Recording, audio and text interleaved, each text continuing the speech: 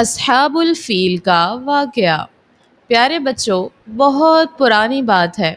اس وقت جب ہمارے پیارے نبی صلی اللہ علیہ وسلم ابھی پیدا نہیں ہوئے تھے، یمن کا بادشاہ تھا جس کا نام تھا ابرہہ۔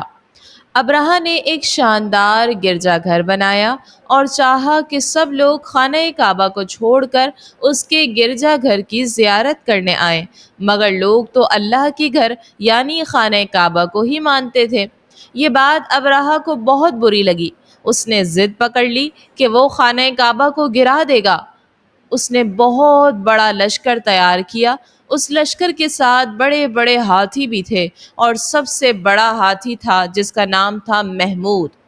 جب ابرہہ کا لشکر مکہ کے قریب پہنچا تو مکہ کے لوگ بہت گھبرا گئے۔ ان کے پاس نہ تلواریں تھیں، نہ فوج، نہ کوئی بادشاہ۔ انہوں نے صرف اللہ سے دعا کی، یا اللہ، یہ تیرا گھر ہے، تو ہی اس کی حفاظت فرما۔ پھر کیا ہوا؟ اللہ کی قدرت کا عجیب نظارہ ہوا۔ آسمان سے چھوٹے چھوٹے پرندے آئے جنہیں ابابیل کہا جاتا ہے۔ ان کے پنجوں اور چونچوں میں کنکریاں تھیں۔ ان پرندوں نے وہ کنکریاں ابرہہ کے لشکر پر پھینکی۔ جیسے ہی کنکریاں گرتی، دشمن کے جسم میں سوراخ کر دیتی۔ دیکھتے ہی دیکھتے سارے فوجی اور ہاتھی تباہ ہو گئے۔ اللہ تعالیٰ نے اپنے گھر کی بغیر کسی فوج کے حفاظت کی۔